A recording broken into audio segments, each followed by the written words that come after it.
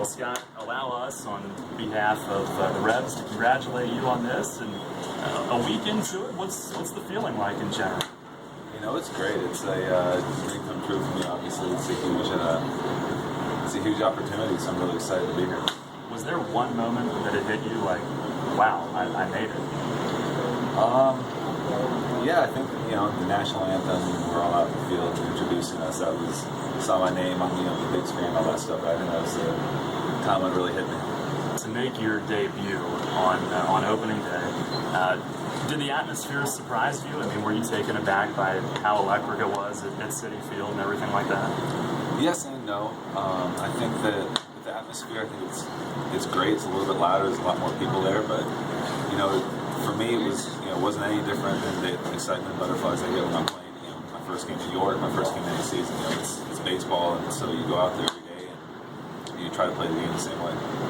Just to touch a little bit more on the debut and everything, what was it like sitting out there knowing all game that you might get in and this might be the day that it happens? I was just trying to go about my day, preparing myself like I do every other day.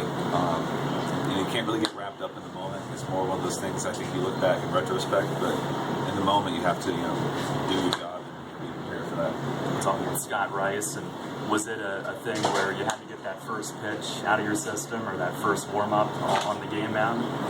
I think so. I think, you go out there and you always think about what it's going to be like, but once you get out there, between the lines, it's baseball, is no different, so you just have to just bear down and do what you have to do. Tell us about those couple of days after you learned that you made the opening day roster, having to sit around, wait for that first game. What was going on that weekend as far as, was it just a whirlwind with everything that you had to take care of to get, I guess, mentally prepared? It was crazy. I got a lot of phone calls from a lot of people, which was great. I talked to a lot of ex-teammates from New York. My host family, when I was staying in New York, Mark Lawson, he gave me a call, and I've talked to him throughout my time, since I've been in New York. So it was great. It was a lot of fun.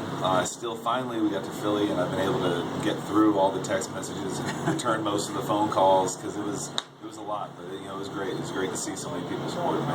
How many do you think you got? Do you have any way of estimating?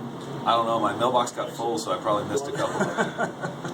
I'm sure they're thrilled for you anyway. And at what point during spring training did you feel like you might have a real legitimate shot? I mean, was there a turning point during the spring for you where it seemed like it might be reality?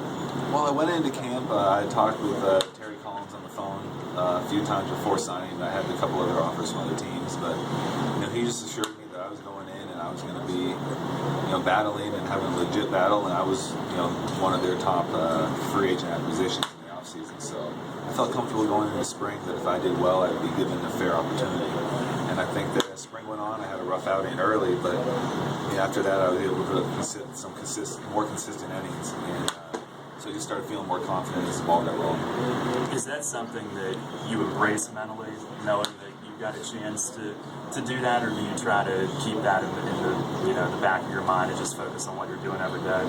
You have to focus on what you're doing. You can't really go out there and think about those things. You just have to go out there every day and pitch well. Because one bad inning could change your whole season.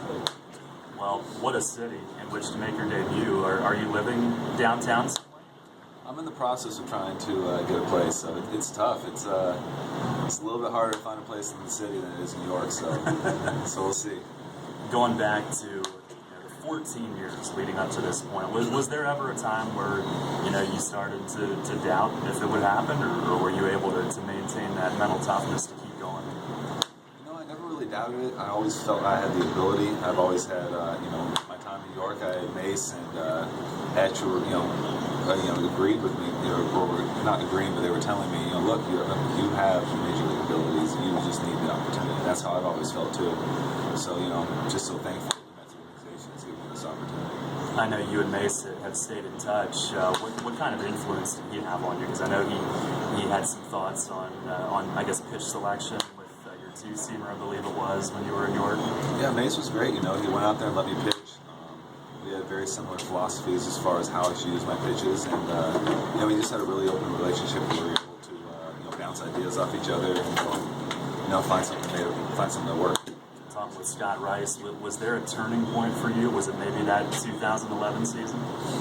That was a season that I definitely used to piggyback myself into having a good 2012 and beyond. So. And you're not the only Revs alum from that team that's in the big leagues now. Javier Martinez, the bullpen catcher with the Nationals. Have you had a chance to talk with him a little bit?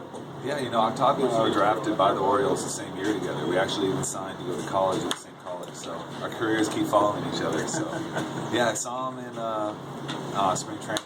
So just so happy for him that he was able to get that job with the Nationals. So hopefully I'll be seeing him a lot. And a lot of us in York saw your segment on MLB Network, the Intentional Talk Show. You named all of the teams that you've been with.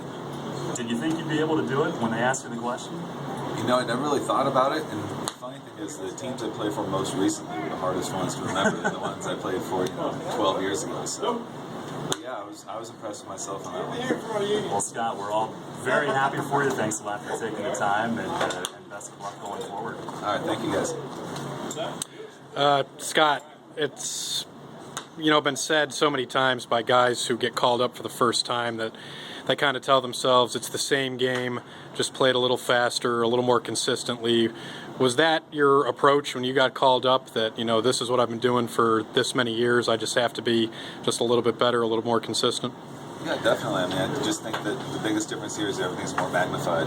So your mistakes, you don't get away with as often. So you just have to go out there, you have to really bear down and throw quality pitches. Last year when you were in Albuquerque, obviously you're a Southern California guy. You got to pitch, in Dodger Stadium as a part of that exhibition game. That was probably, at the time, it seemed like a storybook ending. How crazy is it that, you go all last year performing well in AAA, you don't get the call, and then boom, you're on the big leagues on opening day. Have you, at one point ever just stopped and taken a deep breath and said, wow, this year has just been a whirlwind?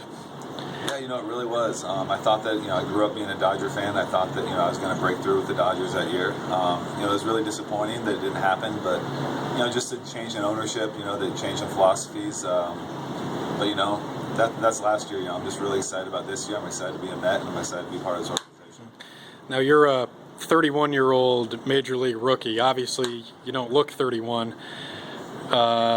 They make movies about guys who grind it out like you did and get to the big leagues. I mean, they literally do. Who would play you in the Scott Rice motion picture, opening day, pitching for the New York Mets? Oh man, I haven't even thought about this because I don't do this for movies and for all this stuff. I do it because I love baseball, so I really don't know. That's fair enough. Thank you, Scott.